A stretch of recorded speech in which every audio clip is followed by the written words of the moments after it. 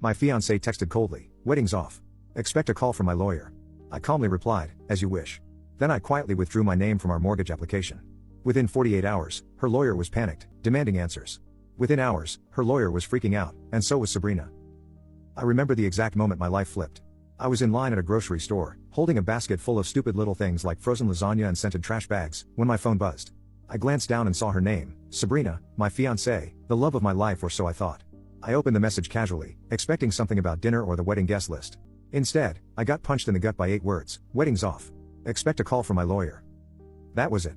No explanation, no emotion, not even punctuation besides the period at the end. Just cold, clinical dismissal, like I was a business contract she decided to void. I stood there frozen. The cashier had to tell me twice that it was my turn. I mechanically paid for the groceries, drove home in silence, and sat in the driveway for 15 minutes before even going inside. I wasn't crying. I wasn't yelling. I was quiet. The only words I sent back to her were, "As you wish." I knew what that text really meant. It wasn't just the wedding that was over. It was her way of saying, "Don't contact me. My lawyer will handle everything." I was being discarded. And she thought she held all the cards. But she forgot something. Something very important. See, Sabrina and I had just signed preliminary documents to jointly apply for a mortgage, a beautiful townhome in a newly developed area outside Seattle. She picked it. She decorated it in her head. She even told her friends it was practically hers already, but nothing was finalized. And more importantly, we weren't married yet, which meant I was still technically a free man.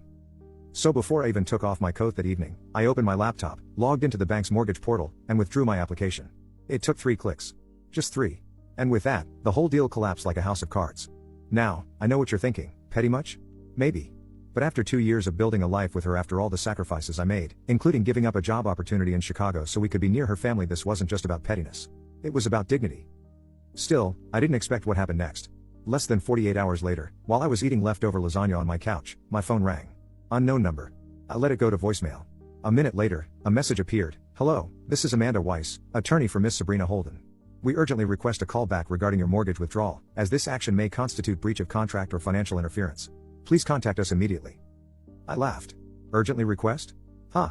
Suddenly, her lawyer was panicked. Not so cold and clinical now, were they? I didn't call back. Instead, I waited, and sure enough, more calls followed. Emails, too, all with increasing desperation. They weren't expecting this. Sabrina, in her usual way, must have assumed I'd be heartbroken, maybe even begging, but I wasn't. I was done. The next day, I got a call from a mutual friend, Lauren. She sounded awkward.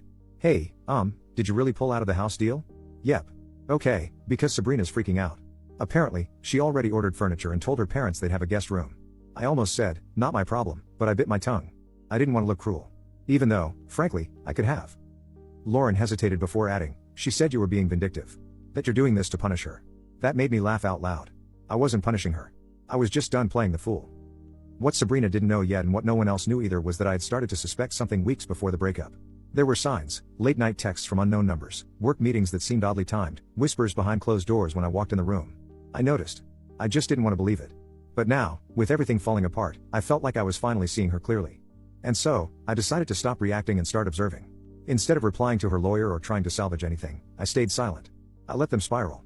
Let them wonder. Let them squirm. And in that silence, truths began to bubble to the surface. 2 days later, I received a knock on my apartment door. I wasn't expecting anyone. It was her father. I hadn't seen Mr. Holden since we all had dinner together a month ago, when he gave a toast about how proud he was to welcome me into the family. Now, he just looked tired and maybe a little embarrassed. He didn't even say hello before blurting out, "What's going on with the house?" I folded my arms and said, "I'm not buying a house with someone who tells me we're done by text and sends her lawyer to talk to me. Are you here as her representative?" His eyes darted down. "No, I'm here because she won't tell us anything. 1 minute she's saying the wedding's off, the next she's screaming about furniture, invoices, and credit pulls. I just want to understand what's happening." For a second, I considered telling him everything, but I didn't. I just said, "She ended it." I respected that. She can handle the consequences. He nodded slowly, then muttered something like, "I told her not to do this," and walked off. I watched him leave, and a strange calm settled over me. But the story wasn't over. Not even close. Because what I didn't realize at the time was that Sabrina hadn't just blindsided me. She'd been planning something calculated. And I was about to find out exactly why she really wanted that house so badly. The first real crack in the surface came from someone I hadn't spoken to in months, Sabrina's cousin Eric. We were never close, but we'd shared beers at a few family functions and bonded over both being outsiders in her tightly wound social circle. He'd me out of the blue. "Hey man, sorry about what happened. I didn't know how messy it was till now. Just wanted to say you dodged a bullet." I stared at the message for a long time before replying. "Appreciate it. What do you mean, though?" Eric's response was instant. "I probably shouldn't say more. Just ask her about Spencer. Spencer. The name didn't register at first. It was common enough. I'd met a few Spencers through her work parties, maybe a couple at those awful weekend wine tastings she used to drag me to. But none stood out. I didn't reply. I didn't need to. Something about the way Eric phrased it, short, cautious, like he was dipping his toe in dangerous water, told me everything I needed to know. This wasn't just some name. Spencer was connected to the reason she called off the wedding, and I had a pretty good idea what kind of connection that was. I went back and pulled up her Instagram. Most of her posts were private now, but one thing caught my attention: her list of tagged photos. There was one from a friend's engagement party a few weeks back, the same weekend she claimed she was sick and staying in. She wasn't in the photo, but Spencer was, arm wrapped around her waist. Close. Intimate. My stomach turned. So, while I was sitting on the couch microwaving soup and making final decisions on backsplash tiles, she was posing with some guy behind my back and pretending to have the flu. That's when I stopped feeling hurt and started feeling something else: focused. I didn't just want out. I wanted clean. No ties, no debts, no fingerprints left behind.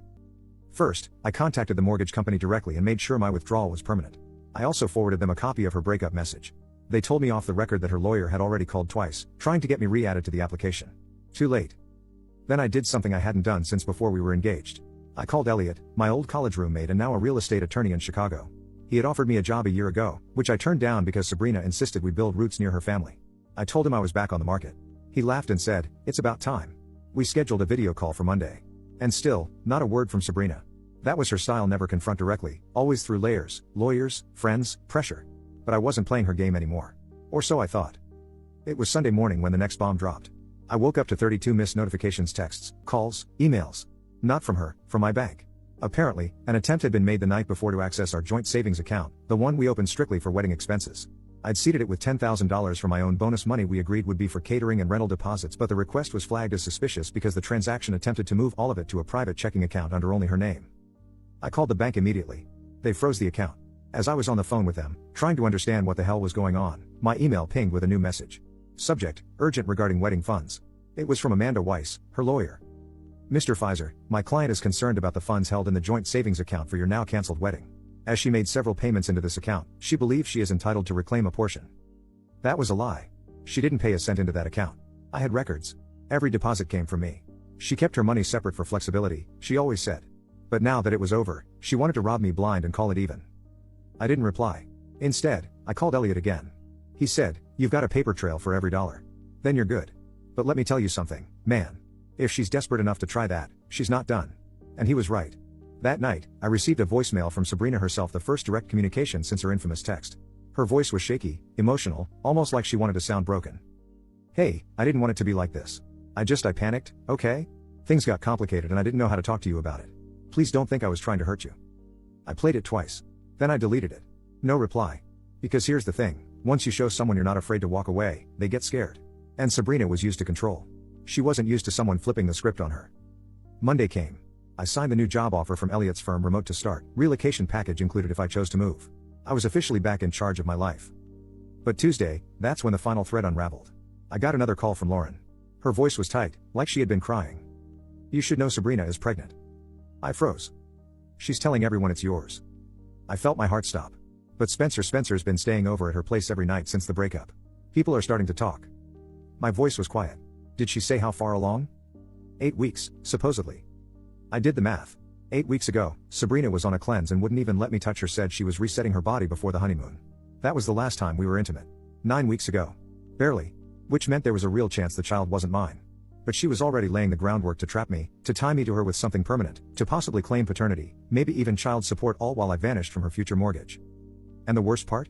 I knew exactly what she was going to do next. And I barely slept after Lauren's call. I lay there in the dark, trying to piece it all together: the timing, the motive, the real reason she dumped me by text instead of in person. Because that's what it was, wasn't it? A strategy, not a breakup. Sabrina didn't fall out of love. She was planning her escape route and controlling the narrative before I ever had a chance to speak. And now she was claiming to be pregnant with my child. Except it couldn't be mine. The dates didn't match. We hadn't slept together in weeks by then. She'd been distant, cold, hell, even condescending. She called a period a pre-marriage detox, said she wanted to be pure for our wedding night. I had no reason to question it at the time. I thought she was just quirky like that. But now it was clear she was keeping me at arm's length because she already knew she'd made a mistake, or worse, that she'd crossed a line she couldn't undo.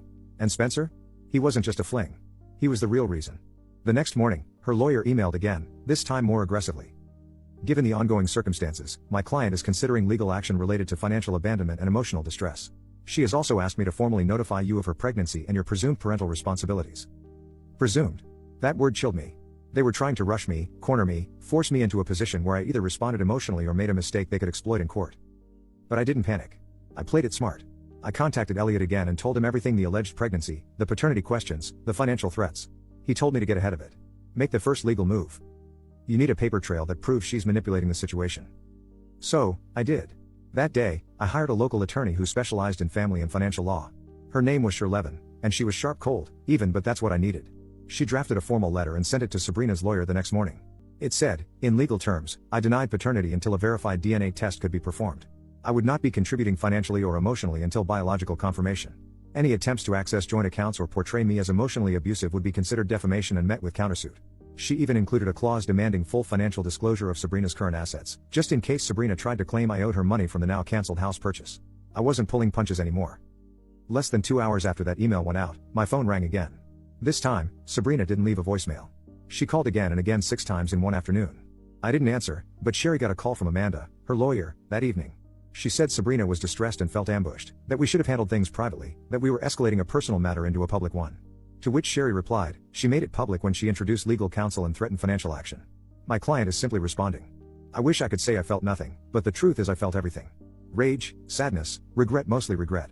Not because we were over, but because I ignored every red flag leading up to this. Like how she'd refused to combine finances until the wedding. Or how she always controlled the social calendar. Or how every time I brought up prenups, she'd laugh and say, "Don't you trust me?" But the worst part? I think a part of me still wanted to believe this wasn't real. That maybe she was scared. That maybe Spencer was just a mistake and she was trying to fix things. But reality has a way of punching you in the face when you're not looking. And that punch came 2 nights later from Spencer himself. It was around 10 p.m. I was home alone watching TV when I got a message on Facebook from a profile I didn't recognize. No profile picture, just a first name Spencer. The message read, "We should talk. I don't want to be part of whatever game she's playing." I stared at it for a long time. My hands were shaking. I finally typed back, "Part 3. Talk." He replied, "She told me you two were already over. She said the wedding was called off months ago and you were just helping her get a house out of guilt." My blood boiled.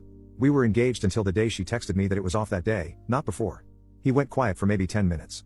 Then he said, "She said you hit her." I felt the floor drop from under me. What? Yeah, that's what she told me. That she was scared of you. That you had anger issues and used to break things when you were mad. I sat there, stunned. I had never laid a hand on Sabrina. Never raised my voice in any threatening way. The worst we ever had were arguments about time, how she always put her friends first and scheduled our relationship like a meeting. But physical violence? Never. Not even close. "Do you believe that?" I asked. He took a while to respond. Then no. Not anymore. I called Sher the next morning and told her everything. She immediately filed a protective counterbrief, basically a preemptive legal defense in case Sabrina tried to manufacture any abuse allegations to gain sympathy in court. This was getting darker than I ever imagined. But the final nail came on Friday. I got an email from the mortgage lender, not just a generic update, but a personal apology. They'd been contacted again by Amanda Weiss, asking if there was any way they could proceed with the home loan without me. Sabrina had attempted to fake a revised document claiming I had removed myself willingly with no financial expectation. The bank flagged it instantly because I hadn't signed anything. She had forged my name. I forwarded the email to Sherry. She was silent for 10 minutes. Then she called and said, "This is fraud. We can take this to the police." I didn't want that. Not yet. I just wanted it to end. But part of me knew this wasn't over because Sabrina was unraveling, and desperate people don't go down quietly. The week that followed felt like a blur. Every day there was a new development, a new crisis that Sabrina and her lawyer tried to stir up. It was exhausting, but at the same time, it was satisfying to see how quickly she was losing control of everything. The more she tried to manipulate the situation, the more she exposed herself. I received another call from Lauren. This time her voice was panicked. She was practically whispering as she spoke. "You won't believe this, but Sabrina, she's telling everyone she's miscarried." My stomach dropped. What? I didn't mean to shout, but it just came out. When she posted about it last night, now everyone's sending their condolences. She's telling people she lost the baby right after the breakup. I sat there motionless, absorbing her words. The sheer audacity of it left me stunned. Was she using the miscarriage as a way to soften the betrayal, to gain sympathy and control the narrative, painting herself as the victim? Was that the move? I didn't know if she was lying or telling the truth. But I knew one thing for sure, Sabrina was losing it. She was scrambling for any way to get back into the driver's seat of this story. And now she was using a fake miscarriage as her escape. It wasn't long before Amanda, her lawyer, contacted Sherry again. This time, the tone was different. Instead of acting aggressively, they tried to sound conciliatory. "We understand that things have escalated beyond what we anticipated. Sabrina is dealing with some personal issues, and we want to avoid any further conflict." Sherry didn't let them off the hook. She reminded them of Sabrina's attempt at forgery with the mortgage and told them in no uncertain terms that if Sabrina continued down this path, there would be more than just a financial dispute. "I'm not afraid to escalate this," Schur said firmly. "We will pursue criminal charges if necessary." I couldn't help but feel a strange sense of satisfaction. Sabrina had pulled so many strings behind the scenes, but now the cards were on the table, and I wasn't backing down. She had no idea what was coming. That Friday, I received a call from the bank. It wasn't just about the mortgage. It was about the fraudulent documents Sabrina had submitted. They had contacted the authorities, and the matter was now under investigation. Sabrina had crossed a line, and it was no longer just about a broken engagement, it was about criminal activity. I forwarded the email and details to Sherry. She immediately set up a meeting with the prosecutor's office. As the days passed, Sabrina's attempts to salvage her image only made things worse. Her posts on social media grew more erratic, crying selfies, vague messages about being misunderstood, and references to how some people just want to destroy everything good in their life. She went from being the confident, entitled woman I'd once loved to a woman unraveling at the seams, desperately trying to cling to anything she could. I didn't respond. I refused to engage.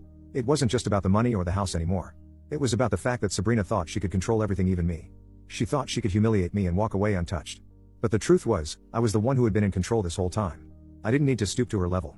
I didn't need to drag out the ugliness. I just had to stand firm. The phone call that changed everything came on a Wednesday. It was Sabrina's father again, but this time his tone was different. It wasn't the cold, formal tone of a parent who'd been trying to mediate. This time he sounded like a man who had finally seen through his daughter's lies. "I need to apologize," he said. "I was wrong about everything. I should have known something was off. Sabrina, she's been lying to us all." It was hard to even comprehend what I was hearing. I had spent years trying to earn this man's approval, trying to prove I was good enough for his daughter, only to realize now that I was just another pawn in Sabrina's game. He told me everything.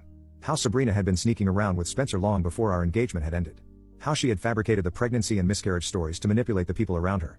How she had even borrowed money from her parents to try and keep up the charade. The whole time I had been playing the fool. "I'm sorry," he repeated. "I'll do everything I can to make things right. We'll fix this." I didn't know what to say. Part of me wanted to rage at him for not seeing it sooner, for enabling Sabrina. But another part of me, the part that was starting to accept the truth, knew that nothing could change the past. Nothing could take away the pain or the betrayal. But what I could do, what I was finally able to do, was walk away completely. I blocked her number. I deleted everything related to her from my life, from social media to old texts. I even returned a few of her things, the ones I knew she would miss most, and left them at her parents' house. She tried to reach out a few more times. But by then, I was so far removed from the person I had been, from the life I had built around her, that I simply didn't care anymore. And that was the hardest part of all, realizing that no matter how much I loved her once, the woman I thought she was never truly existed. She was always playing a game. And I was just one of the pieces. A year has passed since that nightmare. Sabrina's life is a mess, as far as I know. I don't care enough to keep tabs on her anymore.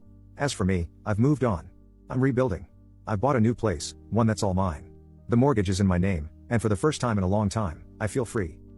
But I will never forget the lesson I learned from all of this. Don't let someone else's manipulation define your life. I was a fool, but I won't be.